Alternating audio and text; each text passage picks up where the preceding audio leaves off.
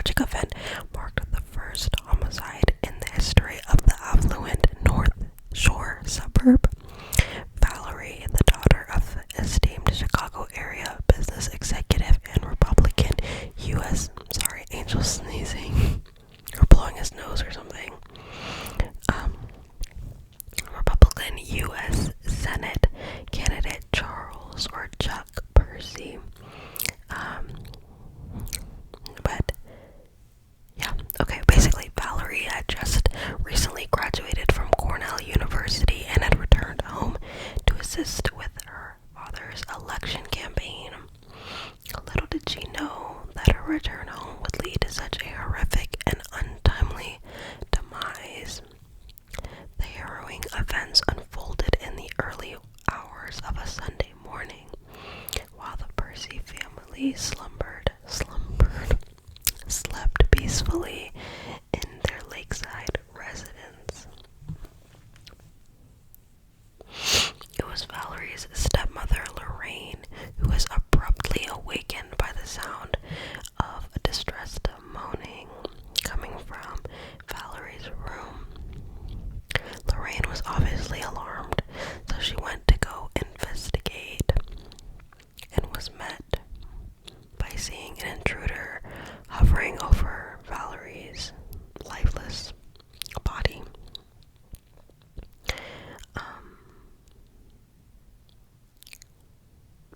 In a panic, Lorraine attempted to intervene, but the intruder swiftly turned the blinding beam of light, because he had a flashlight in his hand, on her before he started to run away. So, despite the chaos and commotion that ensued, the person managed to get away, but he left behind a scene of horror and confusion.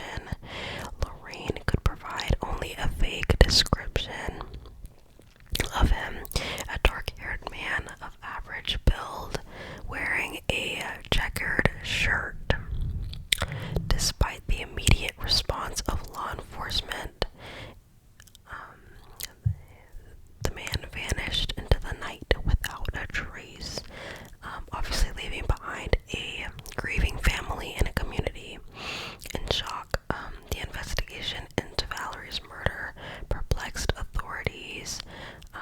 Strangely, the intruder appeared to have no interest in valuables. Like I said, her family was very, very rich. Her dad was a U.S. senator, so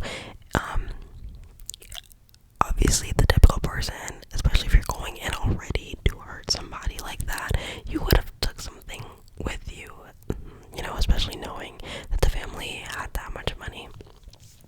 I mean, it was a mansion after all, so so he had no interest in valuables or financial gain, as nothing was taken from the scene of the crime.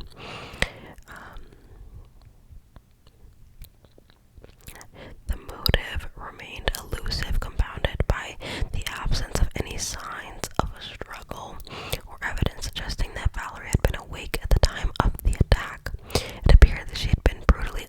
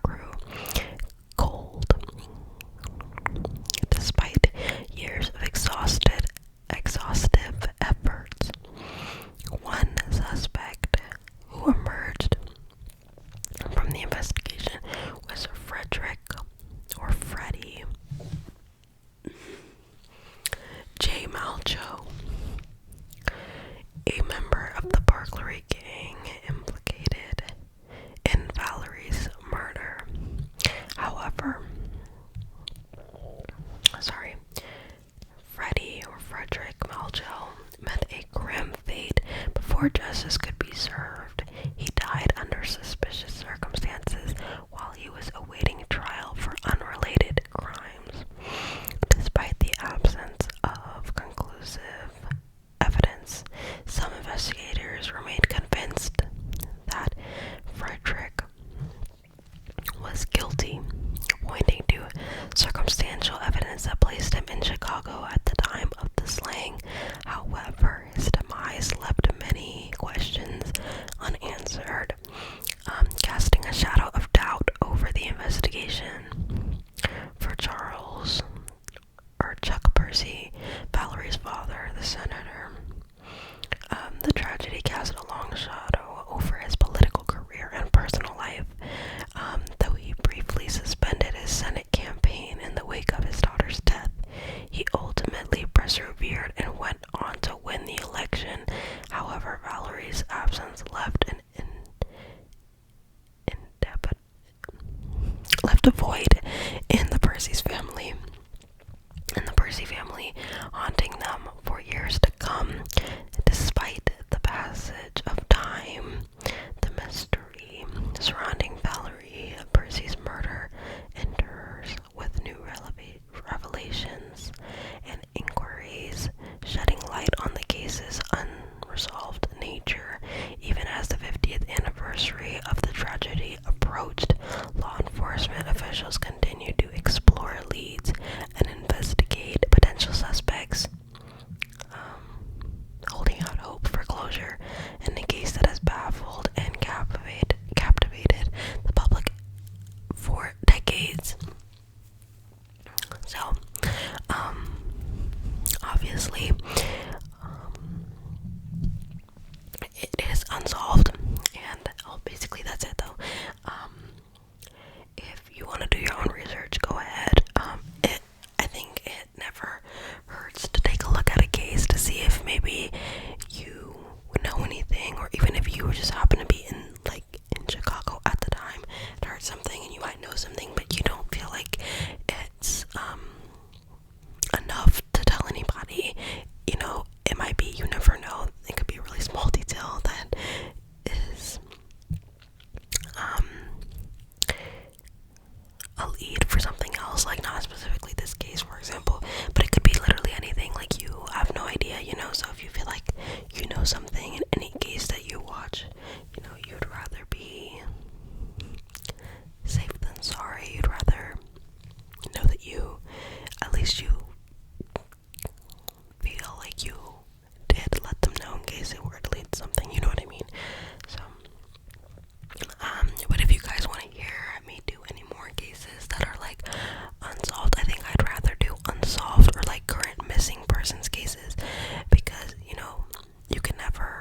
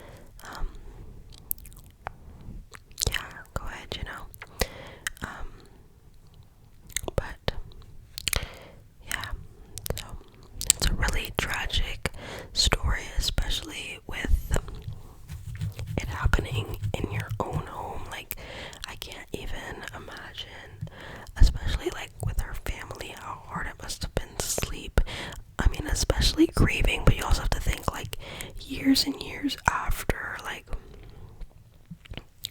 you know, it's just scary to sleep knowing that people can get in your home, really, no matter how much you lock it up, you know.